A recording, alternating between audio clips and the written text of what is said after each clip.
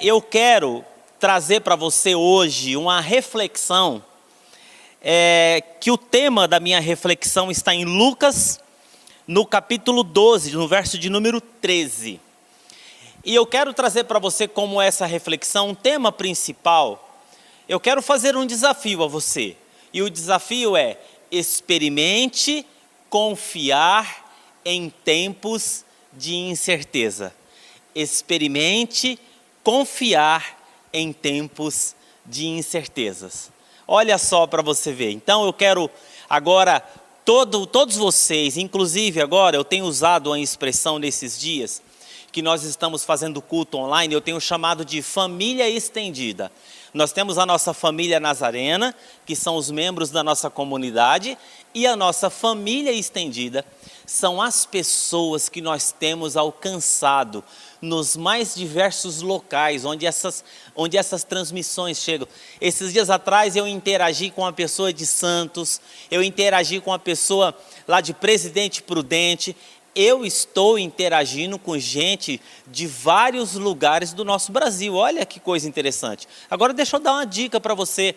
Você que está acompanhando o nosso culto, de repente você está lá em Presidente Prudente. Escreve assim: pastor, sou de Presidente Prudente, eu sou de Santos, eu sou de tal lugar. Vai escrevendo aí de onde você está acompanhando o nosso culto, para que a nossa equipe pastoral possa dar um alô para você, possa ligar para você. E de repente, se você precisar de alguma oração, nós estamos aqui também para interceder no plantão com vocês, em nome de Jesus.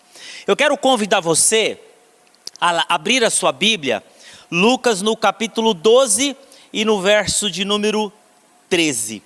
Lucas no capítulo 12, no verso de número 13.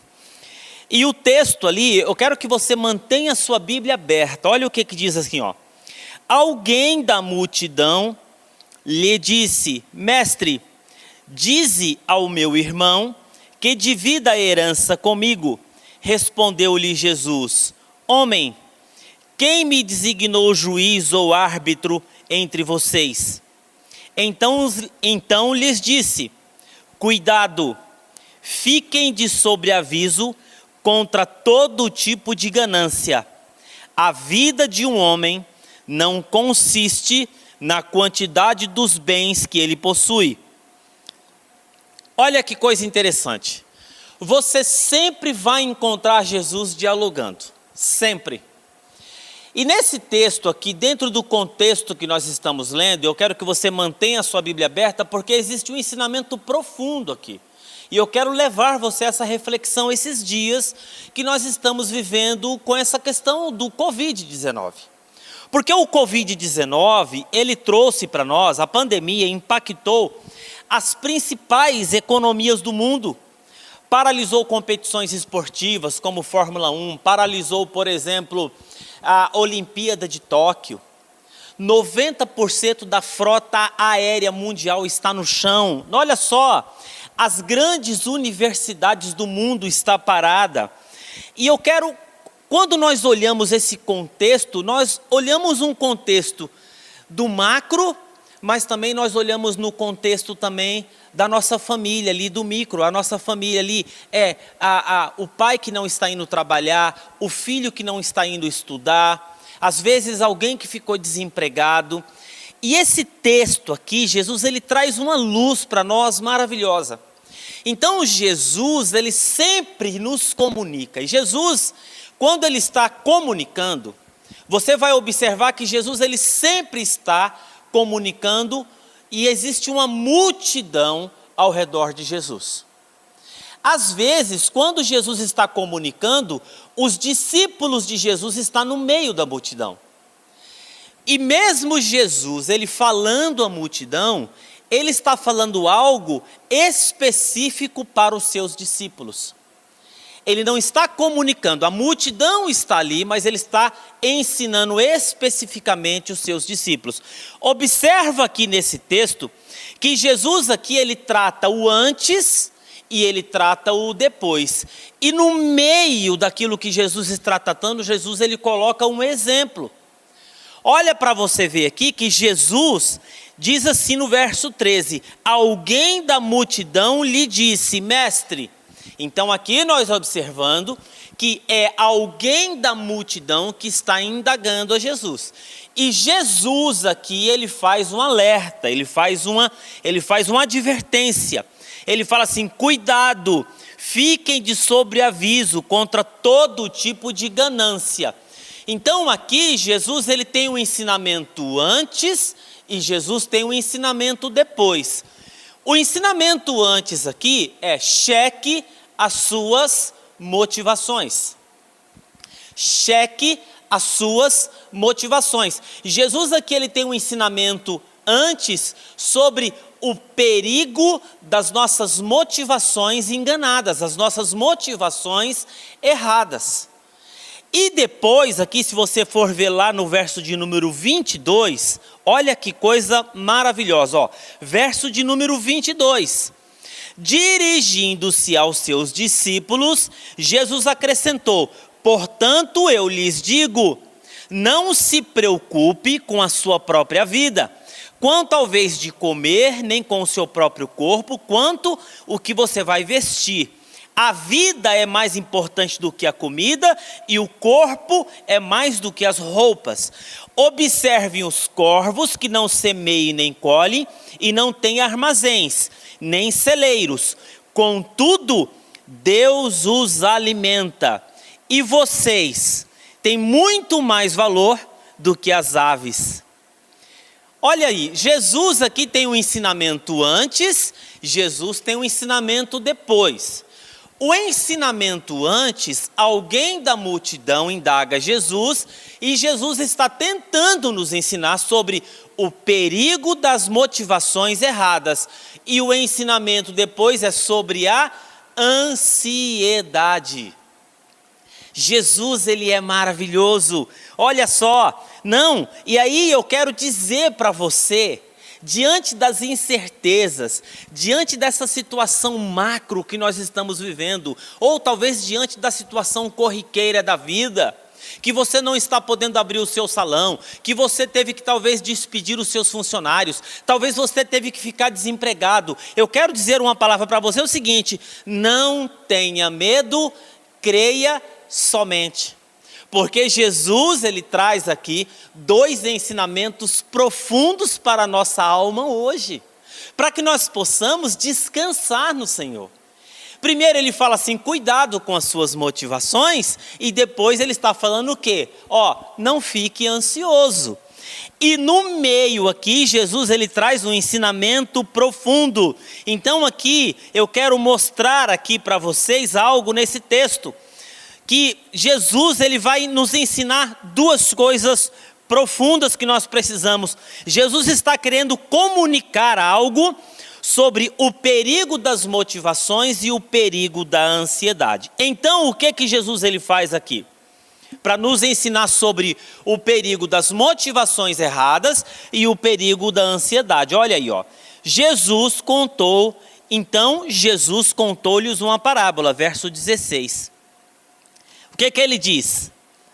Diz que certo homem rico produziu muito, e ele pensou consigo mesmo: eu vou fazer o quê? Eu não tenho o que vou fazer, eu não tenho como armazenar a minha colheita. Então disse: já sei, eu vou derrubar os meus celeiros, eu vou construir outros maiores, e ali guardarei toda a minha safra, todos os meus bens, e direi a mim mesmo: você tem grande quantidade de bens armazenados para muitos anos, descansa, coma, beba e alegre-se.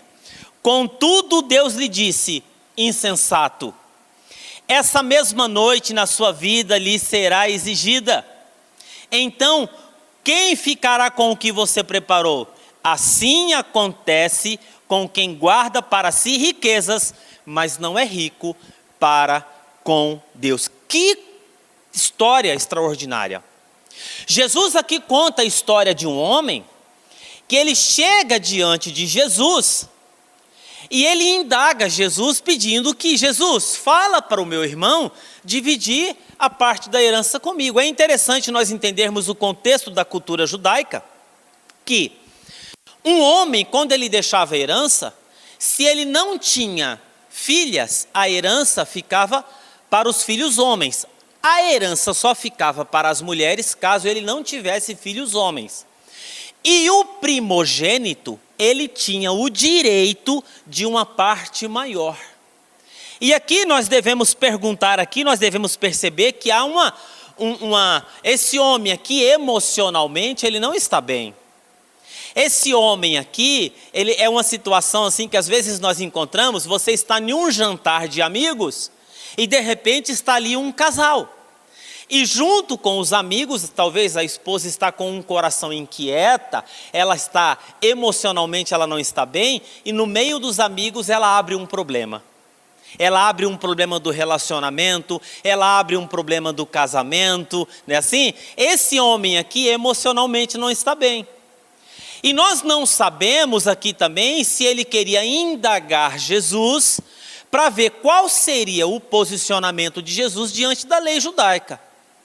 Agora, por que é que esse homem está indagando Jesus? Será que esse homem aqui, ele não tem o suficiente para sobreviver? Uma pergunta. Será que está faltando para ele o básico para ele sobreviver no dia a dia? Ou será que esse homem ele tem uma necessidade no coração dele ter um pouco mais, para que esse um pouco mais possa trazer para ele segurança e estabilidade?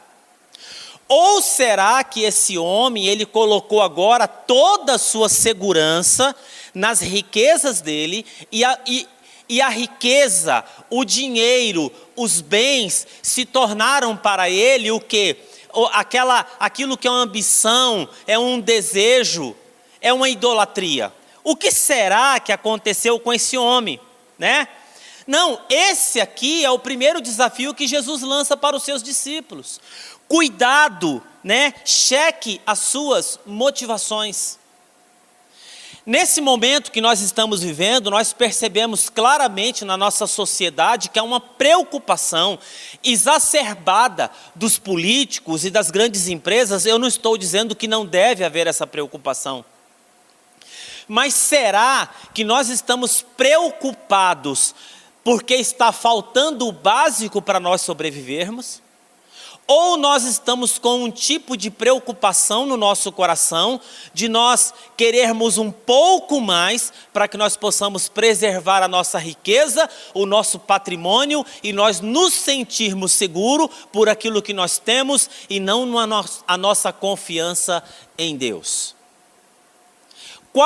Quais são as nossas motivações diante do momento que nós estamos vivendo? Antes de nós sairmos por aí falando, pensando e ter atitudes assim ou assado, quais são as nossas motivações? Olha aí o que diz o texto, né? Esse homem, ele revela que emocionalmente ele não está bem. E aí, olha o que Jesus dá esse ensinamento, cuidado com as suas motivações. E nessa história aqui, que Jesus conta, né? Diz assim que o homem, ele prosperou. Deixa eu dizer uma coisa para você. Não é pecado prosperar. Não é pecado enriquecer. Não, eu conheço pessoas na nossa comunidade e nós conhecemos personagens bíblicos que esses homens prosperaram, esses homens enriqueceram. Nós vamos encontrar, por exemplo, Isaac, diz assim que ele ficou em Gerar, e a Bíblia diz assim que tudo que Isaac ele fazia prosperava. Diz assim que o homem enriqueceu de tal forma que chamou a atenção das pessoas daquela terra para ele. Não é pecado você gerir bem aquilo que Deus coloca nas suas mãos. Agora, nós vamos olhar nesse texto aqui que Jesus, ele revela aqui a motivação e a preocupação desse homem. Porque Jesus aqui no verso de número 15, ele revela, né? Ele fala assim, cuidado, ele fala assim, ó, cuidado, fiquem de sobreaviso contra todo tipo de ganância. Aqui há uma preocupação exacerbada em ter mais. Há uma linha muito fina que separa a nossa preocupação de ter um pouco mais para que nós possamos ter segurança e a adoração, a ganância naquilo que nós temos. Agora, não existe somente ganância por dinheiro. Quando nós vamos ver a palavra de Deus, Provérbios, né? Ele mostra que existem muitos tipos de ídolo, muitos tipos de ganância, né? Esse homem aqui, ele passou a confiar nos seus recursos financeiros, nos bens materiais, e os bens materiais para esse homem aqui passa a ser a essência da própria vida. É mais ou menos assim. Eu deixo de ter a minha própria identidade e eu passo a ser aquilo que eu tenho. Existem pessoas que dizem assim, né? Ai, sem essa bolsa eu não sou a mesma pessoa. Já imaginou uma coisa dessa? A pessoa deixou de ser alguém e passou a ser uma bolsa. Quando eu estou sem esse carro, eu não sou a mesma pessoa. Você já imaginou um negócio desse? As pessoas confundem a própria identidade com aquilo que tem ou com aquilo que é. Existem pessoas que deixam de ter vida porque tem um emprego, porque ele deixa de ser alguém. E Jesus, ele está falando assim, cuidado, a nossa confiança tem que estar depositada no Senhor. Jesus lança luz aqui nesse dilema. Qual é a motivação desse homem? Ele fala assim, contra todo tipo de ganância.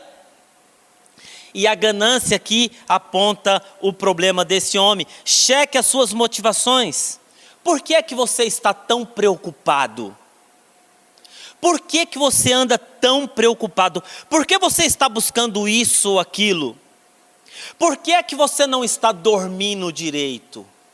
Por que é que você está sem paz? Nós estamos hoje preocupados com o nosso sustento, nosso alimento diário, ou o nosso problema é ter um pouco mais para que nós possamos ter conforto e segurança? Ou nós já transformamos os recursos financeiro, está dominando as nossas vidas, as nossas ações e as nossas palavras. Jesus está falando, tenha cuidado, meu irmão.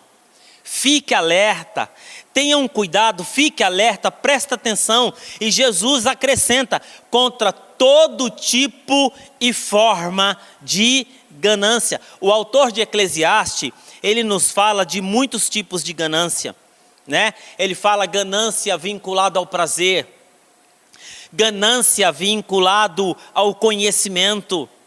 Outra forma de ganância, ganância vinculada ao trabalho, projeto de vida. Quantas vezes nós deixamos de ter um tempo de qualidade com a família por causa que o nosso projeto ele se torna algo muito maior do que a nossa família? Os nossos sonhos pessoais se tornam muito mais importantes do que os nossos filhos. É um tipo de ganância. Quantos empresários, quantos executivos, quantos pilotos de avião já destruíram a família por causa do trabalho? É o que Jesus está falando aqui. A ganância é o anseio, é o desejo por ter mais que o necessário, ter mais que o essencial.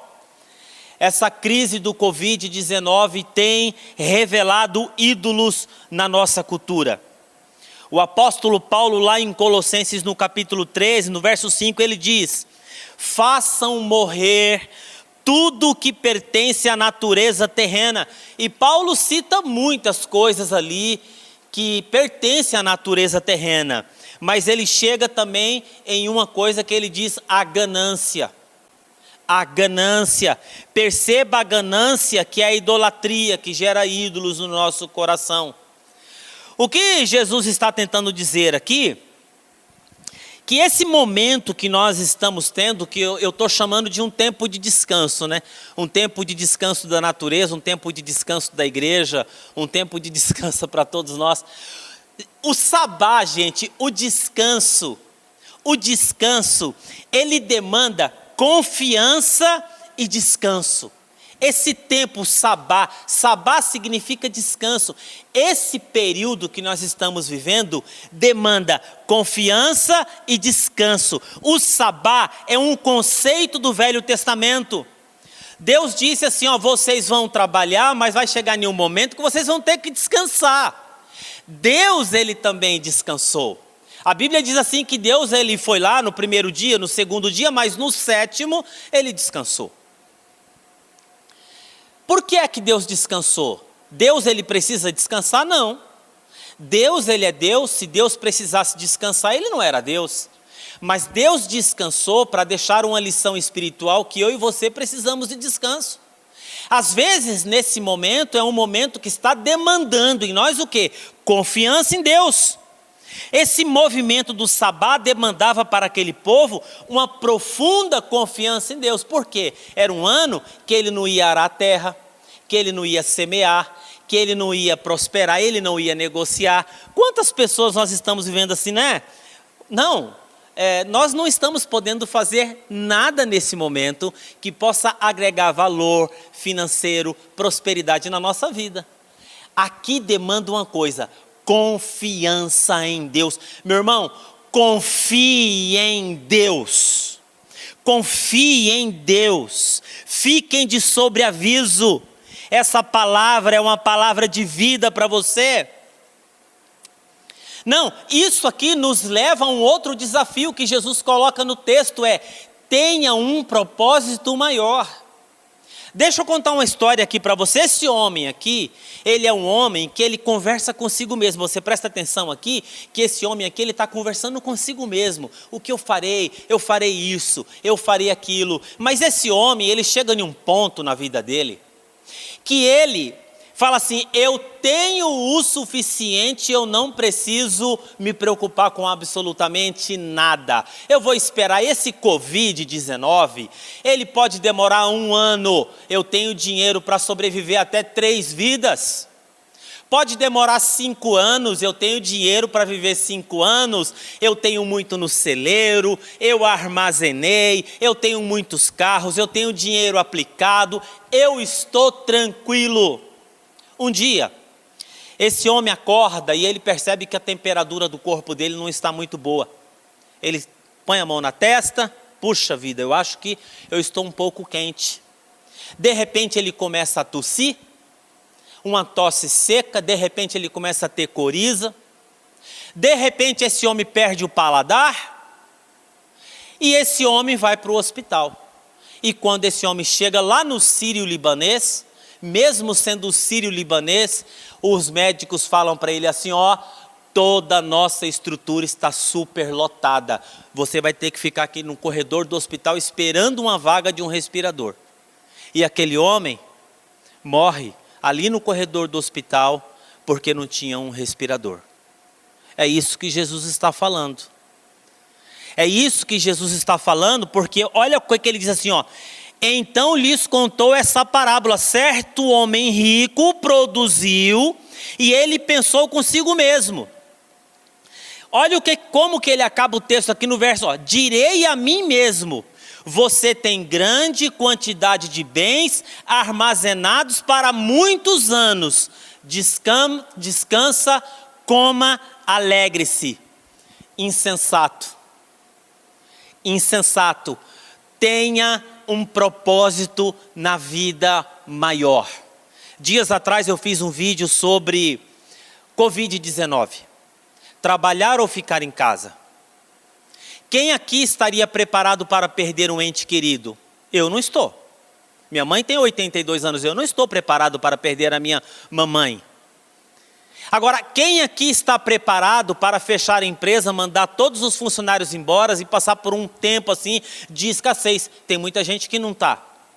Então, é um momento difícil e de difíceis decisões. E nós temos que checar as nossas motivações. Agora, nós precisamos entender que a nossa confiança tem que estar em Deus. E nós temos que buscar um propósito maior em tudo isso. Porque Jesus aqui, essa noite lhe pedirão a alma. O que Jesus fala? Assim acontece com quem guarda para si riquezas, mas não é rico para com Deus. E aí nós temos que perguntar, o que é ser rico para com Deus?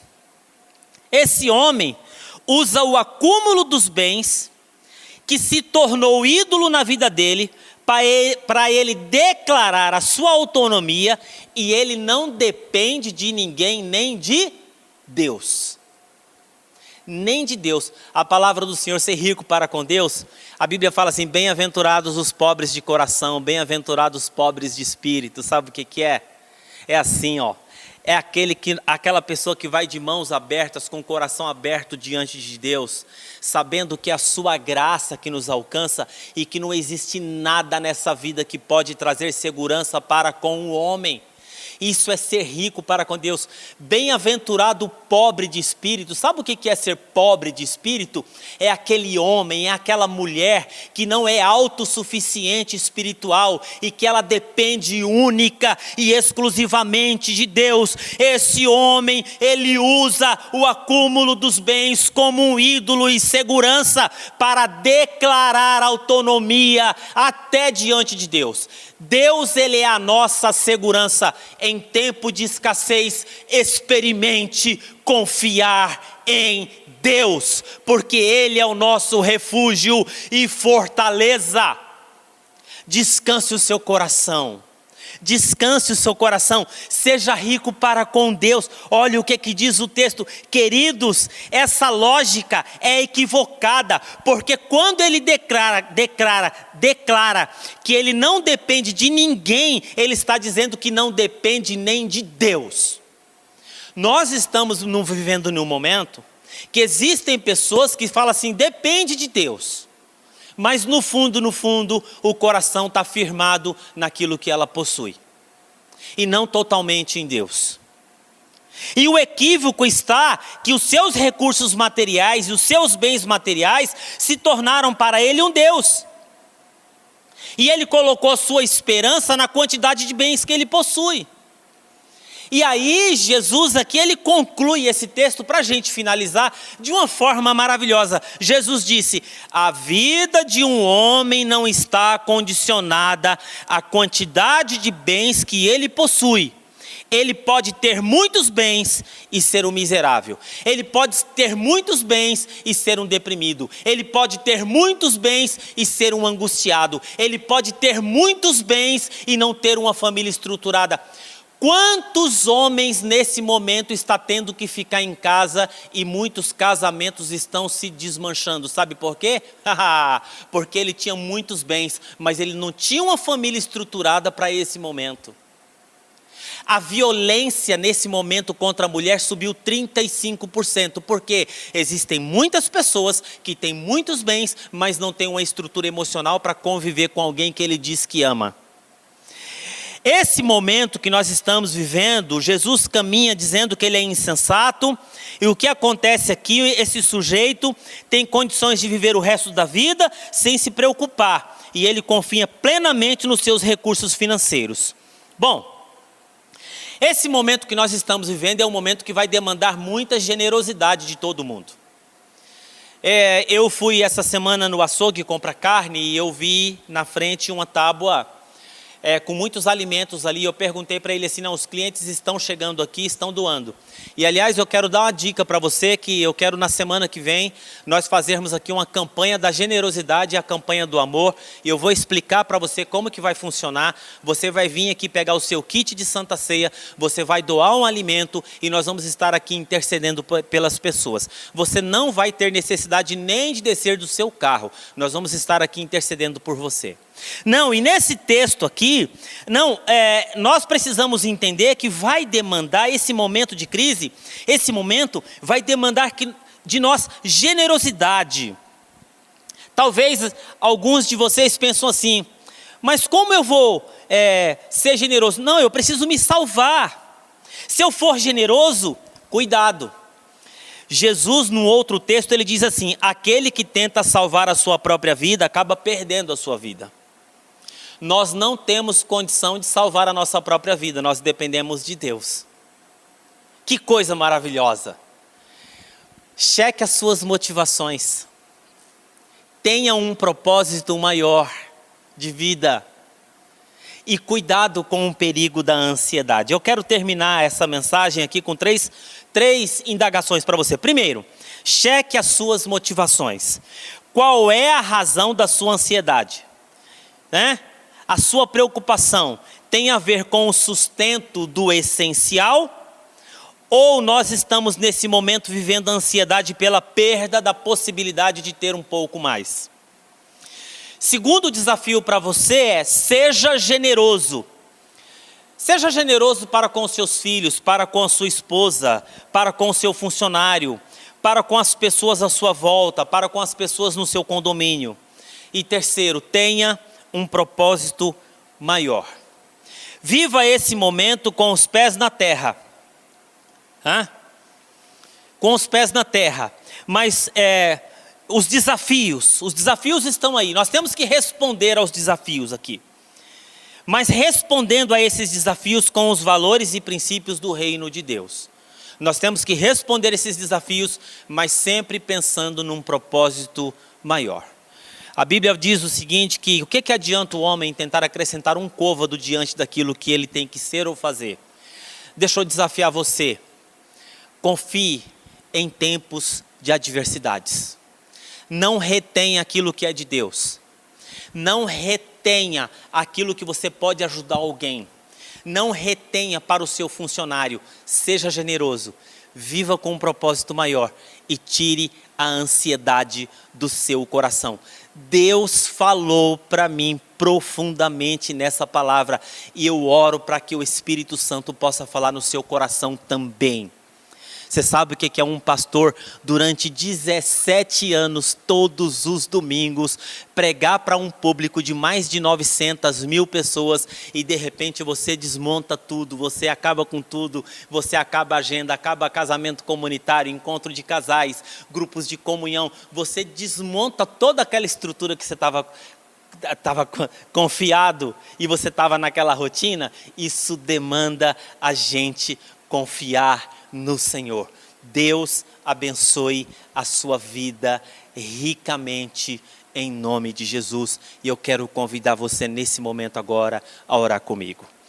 Pai querido e amado, eu quero colocar diante da tua presença cada filho, cada filha tua, Senhor, que nesse momento está ouvindo a tua palavra e talvez alguém que está ouvindo essa palavra depois de pregada já.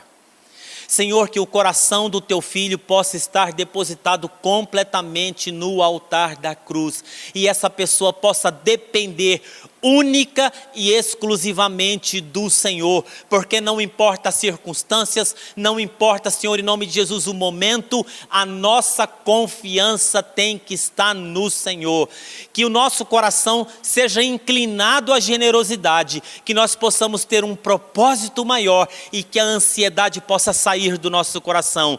Que eu digo para você essa manhã, que o mesmo Deus, segundo a sua riqueza em glória, o apóstolo Paulo disse, há de suprir em Cristo Jesus todas as vossas necessidades. Esse tempo de escassez, esse tempo de descanso, Deus está renovando as suas forças para voos mais altos. A palavra de Deus diz que aqueles que esperam no Senhor renovarão as suas forças, voarão e não se cansarão, em nome de Jesus.